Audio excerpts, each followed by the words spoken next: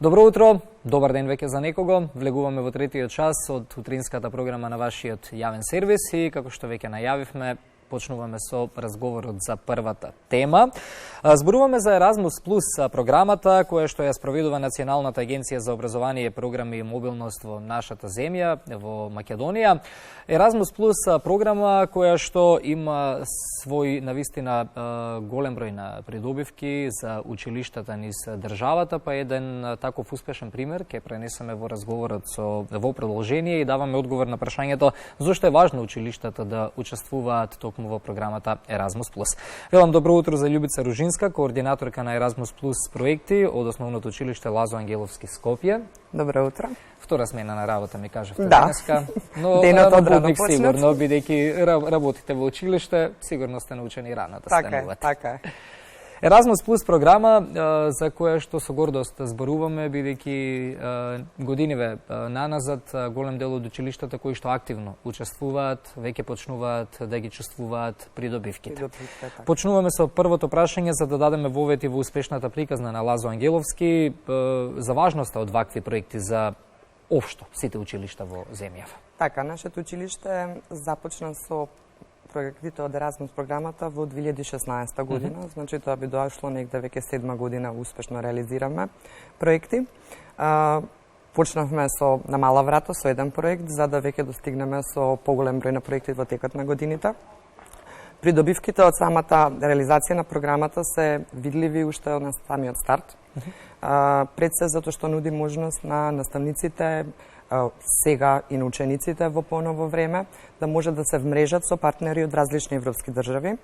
Нуди можност за едукација и до едуцирање на наставниците преку различни семинари и обуки и едноставно да разменат искуства со своите колеги од европските држави. Ние сме биле партнери со различни држави од различни училишта и самите наставници и ученици имале можност да видат како е да се оди на училиште во друга држава, во европска држава, како се условите за училиштата таму, што нудат во своите програми, наставни програми, така да се проширија многу видици. На учениците искуствата се непроценети. Имам ученици кои што завршиле се веќе 4-та година во средно образование, се уште на контактираат, бидејќи се уште се во контакт со учениците што се запознале пред 4 и 5 години. Така да придобивките се огромни. Самите училишта и самите наставници можат да си ги измерат своите сили, да видат каде сме во целиот овој процес, да видиме дека некои работи можеби се различни со оглед на тоа дека ние сме мала држава, во образование се инвестира колку што се инвестира, но секогаш нели може подобро, но и да видат дека многу слични проблеми се студираат и другите држави и другите училишта кои што се во доста поразвиени средини од оваа нашата. Така да дава една поголема перспектива на образовниот систем во целина. Така да тоа се едно од главните придобивки и пред се кажувам образованието и начинот на едукација на наставниците да биде доживотно, односно да биде секојдневно, да не престане само тоа што е во училницата затворено, него едноставно да видиме што се одвива надвор.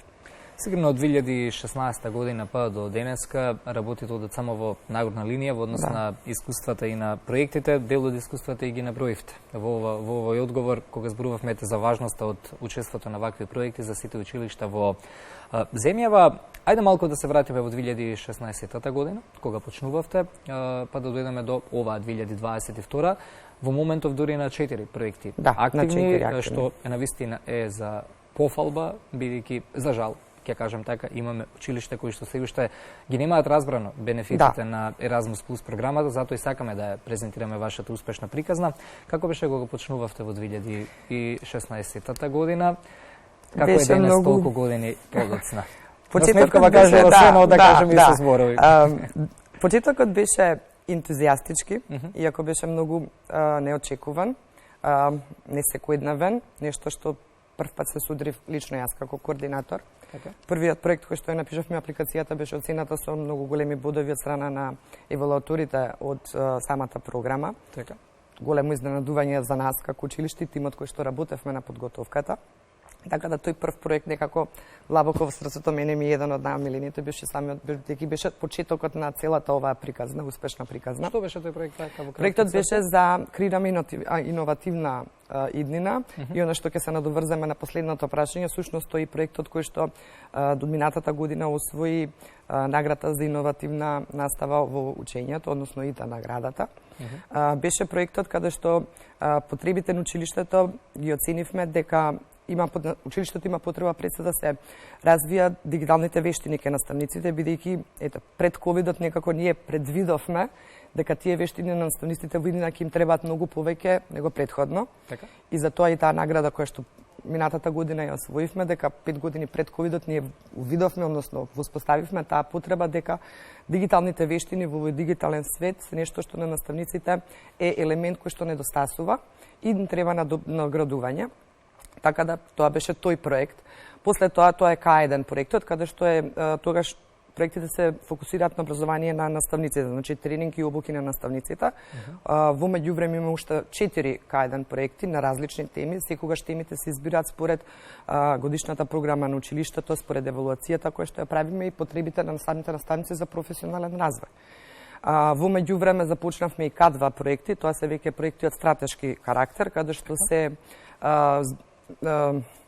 доаѓа до контакт, нели, се формира еден стратешко партнерство помеѓу повеќе училишта и доаѓа до размена на ученици и наставници на различни мобилности и тогаш имаме малку поголемо интеракција со учесниците во самите училишта, дека К1 проектите се фокусираат, кажав, на обуки, семинари, job shadowing, каде што наставниците имаат можност да одат и да бидат присутни, да речеме, една недела во училишта, да наблюдуваат часови од своји колеги, но преку К2 проектите пак интеракцијата е многу поголема на некое основно ниво помеѓу колегите и учениците и доаѓа до тие мобилности каде што и наставниците и учениците имаат можност да одат, да посетат, да дојдат тие кај нас, да бидеме ние домаќини. Минатата недела имавме гости од 3 различни држави, таа беше една од последните мобилности од 4-тиот наш проект.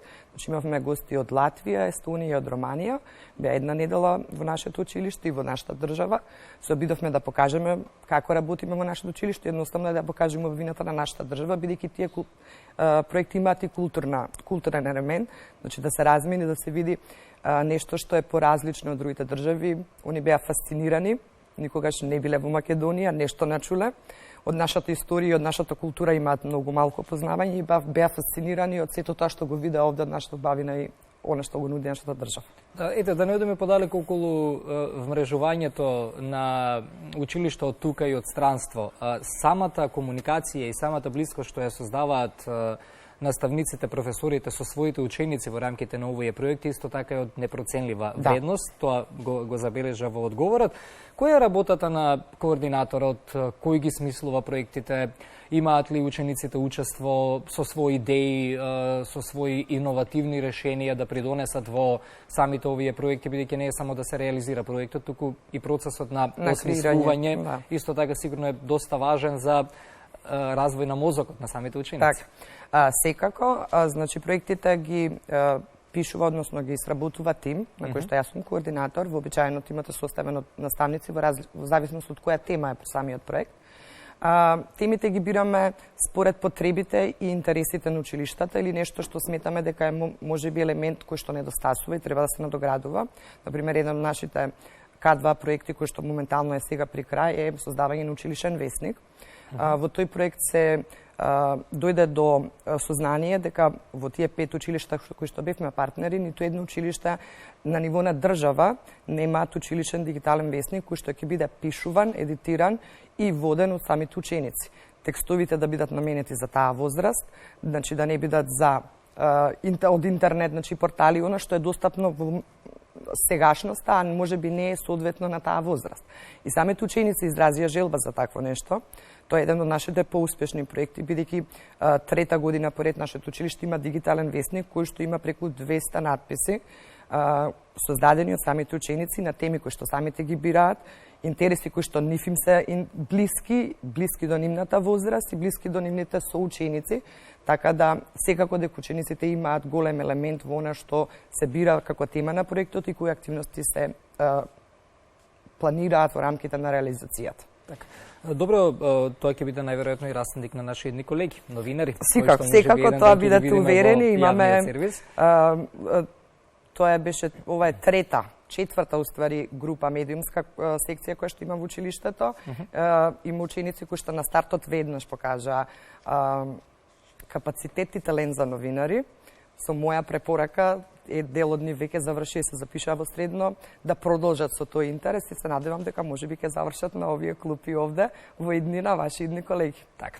Ајде накратко, за да бидеме малку и поблиски до публиката со одговорите, да наброиме исто така дел од останатите проекти, да ги наброиме на тој начин преку една-две реченици да ја кажеме улогата на нив, на кои други се работеше и се работи сега. Така, сега моментално кажав се работи на 4 проекти, едниот веќе е завршен процес на евалуација, тоа е К1 проектот, каде што елементот беше на образование, односно на дограва на наставниците. Целта беше да се подобри комуникацијата со родителите, значи наставниците беа на посета и на семинар во Шпанија на таа тема. Во рамките на истиот проект имавме уште една обука во Словенија со развивање на креативноста и критичкото размислување кај учениците. И има можност да бидат гости недела дена во Португалија, во друго училиште, како job shadowing активност, односно да посетуваат часови ке други колеги. Тоа е едниот К1 проект. Другите 3 проекта се К2, едниот веќе го споменав, тоа е Млади новинари денес, успешни дигитални граѓани утре, каде што се фокусира на училишниот весник и развивање на дигиталната писменост кај младите на таа возраст. Вториот К2 проект е наречен Креативни читатели, каде што е целта, односно аспектот се дава на развивање на читањето, но не на оној досаден начин преку лектири, но малку покреативен начин, каде што ќе ги потикнеме учениците да се доближат до книгите, малку да се оддалечиме од дигиталните уреди и интернет порталите и да посветиме поголемо внимание и интернет спрема читањето и во слободно време. И последниот, третиот, на кој што кажав бевме домаќини минатата недела, е посветен на STEM предметите. Тоа се предметите од природно-математичкото поедневна физика, хемија, биологија, математика, со елемент на поактивни одмори, развивање на подобар здрав живот, водење на повеќе слободно време надвор, преку игра, преку физичка активност, така да тоа се моментално тие 4 проекти кои што се реализираат кај нас. Да, нормално си има процедура за аплицирање, но се што е сериозно треба да се помине низ одредена процедура и низ одредени филтри, но слушајќи во вас се добива впечаток дека од 2016 година па до сега 2022 ако редовно се аплицира и се учествува во проекти, ќе се изразам народски, веќе аплицирањето станува гола вода. И со поддршката која што ја имате и од самата национална агенција, тоа е многу важно. Искуството се го прави своето. Да, искуството го прави своето, но националната агенција дава можност, има многу работилници и онлайн каде што нови корисници можат да дојдат и да се запознаат со програмата, да не поврзат нас старите корисници, каде што можеме да го дадеме својот личен фидбек и искуството да го пренесеме на тие што сега влегуваат во целиот овој свет.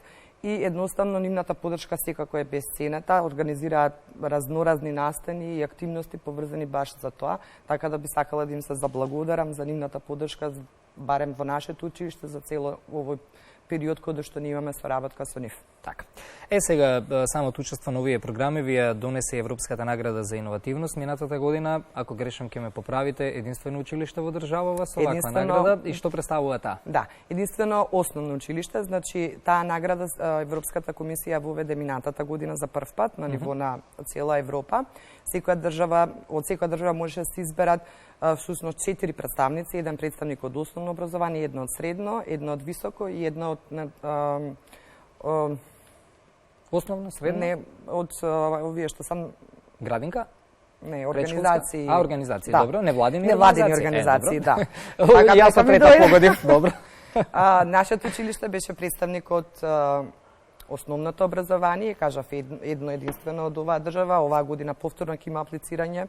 Други колеги ќе го добијат тој момент и таа важност да може да се освои наградата е едноставно голема значење за нас, затоа што се дава еден вид на благодарение за она што ние го сработивме и препознавање, значи не само локално тука кај нас, туку и веќе на европско ниво, за успешен проект кој што бил иновативен можеби пред самото време, нели, пред да дојде, така да е многу важно за нашето училиште. Меѓу другото, ние сме и твининг училиште, и твининг програмата е дел од Еразмус програмата, ние сме и твининг училиште трета година поред. Тоа е онлайн платформа која што е поврзана многу блиско со Еразмус програмата, таму и всушност потикнуваат тие вмрежувања со партнерите, така да сите оние кои што имаат желба, длабоко ги поттикнувам да влезат во сето ова, за да ги видат тие бенефити што имавме ние како училиште можност да ги видиме, да ги доживееме. Во пресрет на Еразмус Дейс, каде што повеќе ќе се информираат училиштата за важноста од учеството во овие проекти, решивме да ја споделиме оваа приказна, успешна приказна на вашето училиште, за да ги анимираме, да ги потикнеме останатите училишта, бидејќи ова навистина е од национално значење, да бидат дел од овие програми, затоа што, преговараме сега со Европската Унија, се уште не сме дел од Европското семејство, но ова се дел од програмите кои што и без да бидете дел официјално од тоа семејство, може да ги користите, чии бенефити може да се искористат. Со малку работа и ангажман и на наставниците и на учениците. Ви благодарам за ова успешна приказна, да ги повикаме училиштата, да не се мислат, и директорите и наставниците. Секако, значи јас длабоко ги поттикнувам сите, и нови и стари, можеби некои кои што пробале, не биле успешни на првиот пат, да не се откажуваат, значи треба труд, треба да се вложи енергија во сето тоа, но бенефитите после тоа се многу големи и задоволството и она што ќе го почувствуваат самите училишта ќе биде добро. Па добро, сега ние аплицираме и на работни позиции ни животот, па некаде сме успешни, некаде не, па тоа не значи дека треба да се откажеме од праќање CV-а и работата што ја сакаме, така да и случајот е и со ова. Благодарам многу за вашето учество и секако за следните успешни приказни се гледаме повторно. Благодарам и на вас за поканата и се надевам дека следната прилика пак ќе се видиме тука.